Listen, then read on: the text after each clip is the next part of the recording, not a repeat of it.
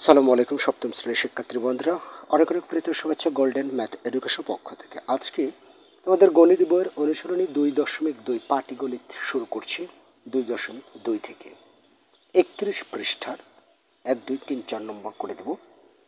আজকে একটু অল্প করে শুরু করছি, প্রথম দিন নতুন অধ্যায়, যার কারণে বিষয়গুলো অনেক সময় বোঝার থাকবে। প্রথম ক্লাস ভালোভাবে বুঝলে অন্যান্য ক্লাসটি ভালোভাবে বোঝা যায়। আজকে স্পিডে কথা বলবো, সময় খুব কম নেব। 1 নম্বরটা, একজন দোকানদার প্রতি মিটার 200 টাকা দরে 5 মিটার কাপড় কিনে। প্রতি মিটার 200 টাকা। কত টাকা? 200 টাকা। কয় মিটার কিনে? 5 মিটার। দরে বোঝাচ্ছে এক বোঝায়, মানে 1 মিটারের দাম 200 টাকা, 5 মিটার কত টাকা সেটা বের করবে।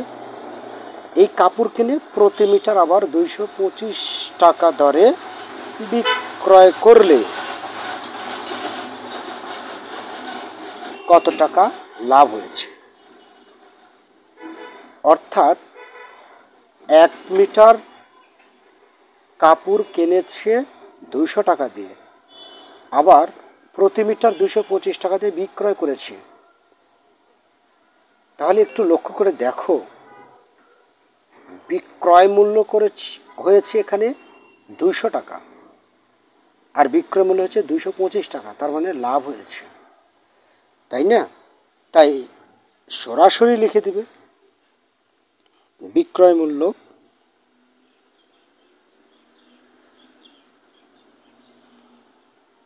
$225 টাকা, ক্রয় মূল্য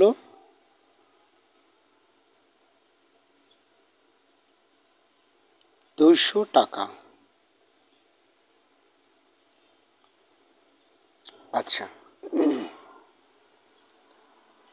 তাহলে বিক্রয় মূল্য 225, ক্রয় মূল্য 200, তাহলে অবশ্যই লাভ হয়েছে। তাহলে লাভ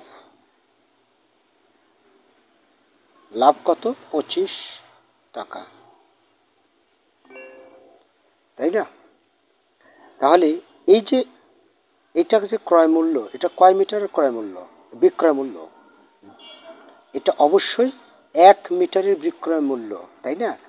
সো তোমরা যদি আরও স্পষ্টভাবে টিচার যদি বলে থাকে, হ্যাঁ, যে 1 মিটার কাপড়ের বিক্রয় মূল্য তা এত টাকা, 1 মিটার কাপড়ের ক্রয় মূল্য এত টাকা, এইভাবে লিখতে পারো। তাহলে এই লাভটা হলো কত মিটার উপর? 1 মিটার। এখন আমরা লিখতে পারি, এখন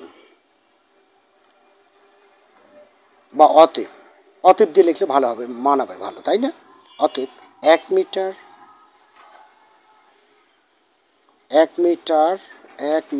কাপড়ে লাভ 25 টাকা। অতএব কয় মিটার কাপড় কিনেছিল?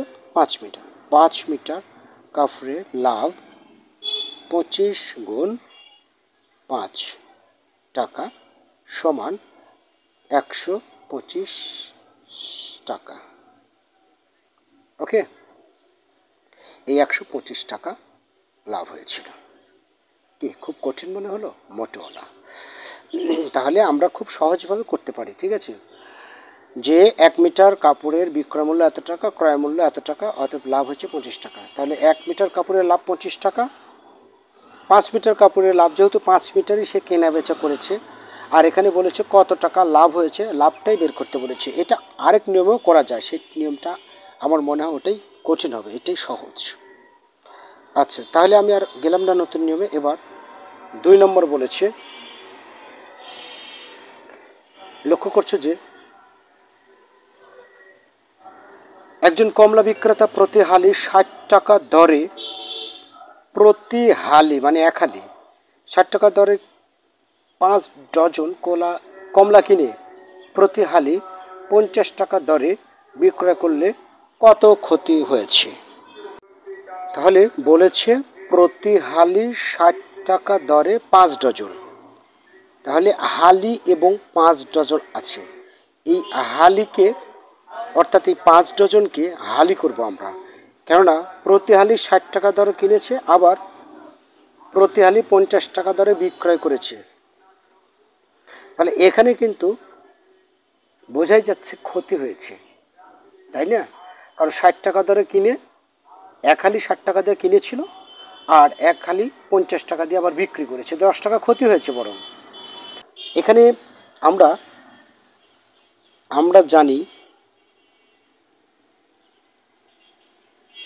আমরা জানি এক ডজন সমান 3 হালি। এক ডজন মানে 3 হালি, কেননা এক ডজন মানে হচ্ছে 12টি, তাই না? আমি একটু লিখে প্রকাশ করছি, এক ডজন মানে কয়টি? 12টি। আর 12টির মানে কয় হালি হচ্ছে? 3 হালি, কেননা 3 4 12, 3 গুণ 4 মানে কি? 3 4 12, তাহলে 3 হালি হচ্ছে। এক হালি সমান 4টি হয়, তাই না? এক হালি সমান কয়টি? এক হালি মানে হচ্ছে 4টি। তাহলে এক হালিতে 4টি, তাহলে এই 12টির মধ্যে অবশ্যই 3 হালি রয়েছে। 3 4 12, তাই আমি একবার লিখলাম 5 ডজন সমান 3 হালি, সরি, 1 ডজন সমান 3 হালি। অতএব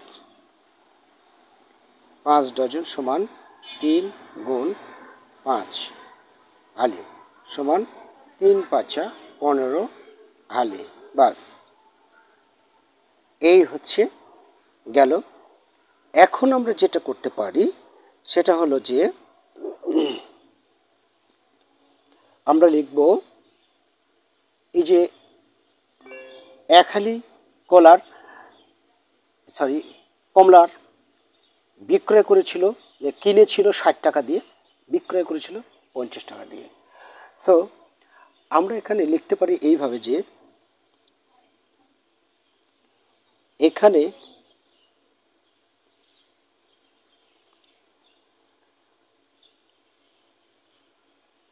ক্রয় মূল্য অপেক্ষা বিক্রয় মূল্য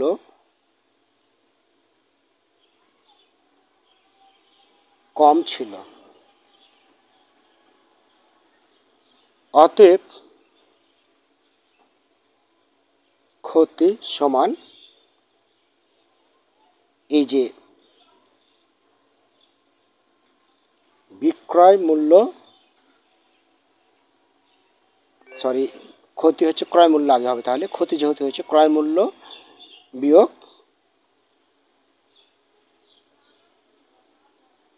বিক্রয় মূল্য। কত হয়েছে? ক্রয় মূল্য কত হয়েছে? ক্রয় মূল্য হয়েছে তোমার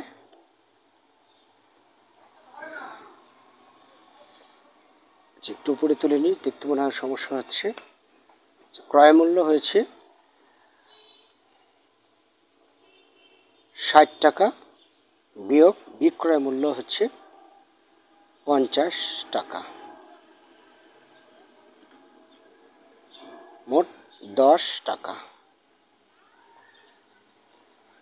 তাহলে এক হালি কলার ক্রয় মূল্য 60 টাকা, এক হালি কলার বিক্রয় মূল্য 50 টাকা, অতএব ক্ষতি হয়েছে 10 টাকা, তাই না? এখানে যেহেতু ক্রয় মূল্য অপেক্ষা বিক্রয় মূল্য কম, অতএব ক্ষতি ক্রয় মূল্য বিয়োগ বিক্রয় মূল্য। এটা সূত্র, ক্ষতির সূত্র, ক্রয় মূল্য বিয়োগ বিক্রয় মূল্য। মান বসিয়ে দিলাম, ক্রয় মূল্য 60 টাকা আর বিক্রয় মূল্য 50 টাকা, তাহলে ক্ষতি হচ্ছে কয় টাকা? 10 টাকা। এটা 10 টাকা যে ক্ষতি হলো, এটা কয় হালিতে? এক হালিতে কেনা বেচা হচ্ছে। অতএব এক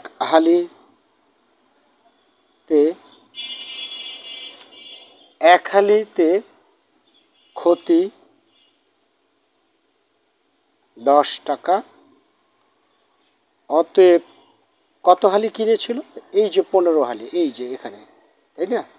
15 হালি কেনা বেচা করেছে, তা 15 হালিতে ক্ষতি হচ্ছে 10 গুণ 15 সমান 150 টাকা। উত্তর এত টাকা। ওকে, এটা লিখে দিবে যে উত্তর 150 টাকা ক্ষতি, বা ক্ষতি হয়েছে এত টাকা। যেভাবে লিখবে ইচ্ছে মতো হয়ে যাবে ইনশাল্লাহ। রবি প্রতি কেজি 40 টাকা দরে 50 কেজি চাউল কিনে 40 টাকা কেজি দরে বিক্রয় করলে কত লাভ বা ক্ষতি হবে? দেখো চমৎকার একটি বিষয়। রবি প্রতি কেজি 40 টাকা দরে 50 কেজি চাউল কিনে 40 টাকা কেজি দর বিক্রয় করলে কত টাকা লাভ বা ক্ষতি হবে? তো 1 কেজি চাউলের ক্রয় মূল্য ছিল 40 আর বিক্রয় মূল্য ছিল 44। তাহলে যেহেতু বিক্রয় মূল্য বেশি, সুতরাং এখানে লাভ হয়েছে। তাহলে আমরা একবারে লিখতে পারি, যেহেতু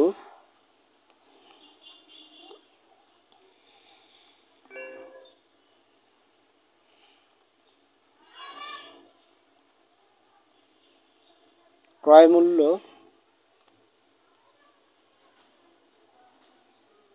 অপেক্ষা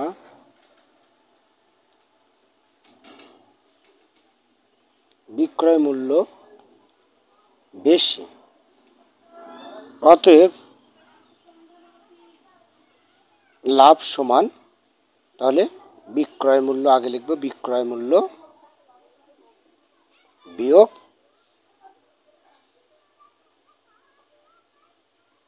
ক্রয় মূল্য। বিক্রয় মূল্য কত? বিক্রয় মূল্য হচ্ছে 40 টাকা। 40 বিয়োগ ক্রয় মূল্য হচ্ছে 40। তাহলে 4 টাকা। ঠিক আছে, যেহেতু ক্রয় মূল্য অপেক্ষা বিক্রয় মূল্য বেশি, সো আমরা একবারে লিখে দিলাম এই অঙ্ক, আর অন্য কোনো কাজ করলাম না। তাহলে লাভ হয়েছে কয় টাকা? 4 টাকা। এবং প্রতি কেজিতে 4 টাকা লাভ হয়, 50 কেজিতে তাহলে কত টাকা লাভ হবে? অতএব 1 কেজি কি এটা চাউলে, 1 কেজি চাউলে লাভ কয় টাকা? 4 টাকা। 4 টাকা। এবং এবং কত টাকা আছে এখানে? 50 কেজিতে। অতএব 50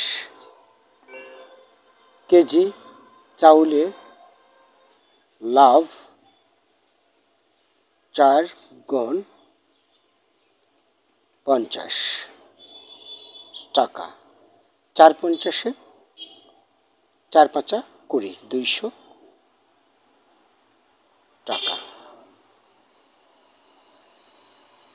তাহলে 50 কেজিতে লাভ হয়েছে 200 টাকা, তাই না? ইজি একটি বিষয়, আশা করি বুঝতে পেরেছ। এবারে নিচে ফলো করছো 4 নম্বরটা।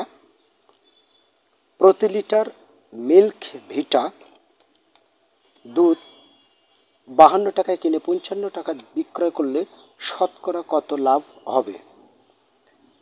অর্থাৎ 100 টাকায় কত টাকা লাভ হবে?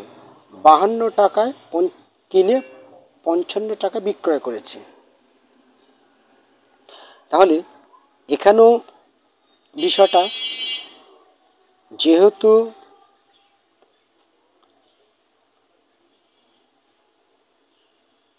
ক্রয় মূল্য অপেক্ষা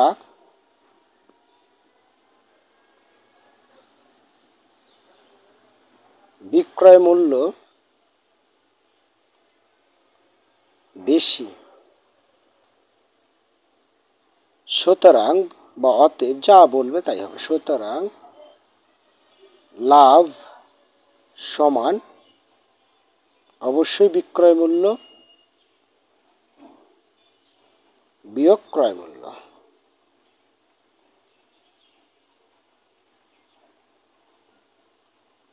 তাহলে বিক্রয় মূল্য কত হয়েছে? বিক্রয় মূল্য হচ্ছে তোমার 55 বিয়োগ ক্রয় মূল্য কত? 52।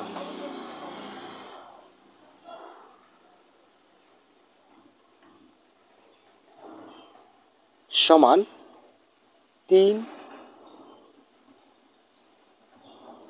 টাকা।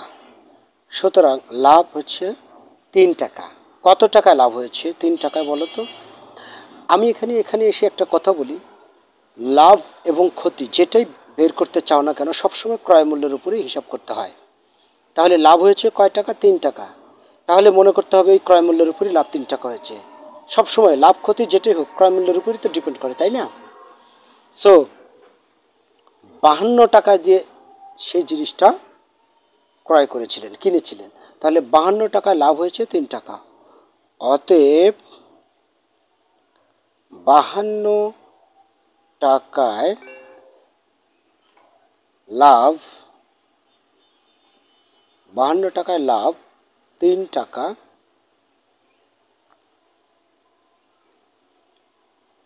অতএব 1 টাকায় লাভ 3 বাই অবশ্যই কম 52। অতএব 100 টাকায়, শতকরা বলতে 100 বোঝায়, 100 টাকায় লাভ হয়েছে। এই যে 3 গুণ 100 নিচে 52, এই তো। আচ্ছা, এবারে আমরা কাটাকাটি যদি করি, 2 দ্বারা যদি কাটি, এখানে হবে 50 আর এখানে হবে 26। আবারও 2 দ্বারা কাটা যায়, তাহলে হবে 13, এখানে হবে 25। তার মানে উপরে হচ্ছে 75, নিচে হচ্ছে 13। এটাকে মিশ্র করা যায়, সো মিশ্র করতে পারি আমরা। একবারে লিখে দেব, সেটা হচ্ছে কি, এই যে 75কে 13 দ্বারা ভাগ করলে 5 তেরং 65, 10। তার মানে হচ্ছে তোমার 5 সমস্ত 10 বাই 13। শতকরা লাভ হচ্ছে এই এত টাকা। 100 টাকা লাভ এত টাকা। এখন কেউ যদি লেখে উত্তরে, তাহলে শতকরা এই কথাটা যদি লেখে শতকরা লাভ এই যে এই টাকা, আর যদি এমনি লেখে লাভ যে অতএব লাভ, তখন পার্সেন্ট লিখতে হবে, অর্থাৎ 5 বাই এই যে 5 সমস্ত 10 বাই 13%, এইভাবে লিখতে হবে। আশা করি বুঝতে পেরেছ। এই হচ্ছে আজকে 4টি অঙ্ক, অল্প দিয়ে শুরু করলাম। যদি একবার না বুঝে তাহলে আরেকবার ভালোভাবে বুঝে নেওয়ার চেষ্টা করো, ইনশাল্লাহ তাহলে বুঝে যাবে।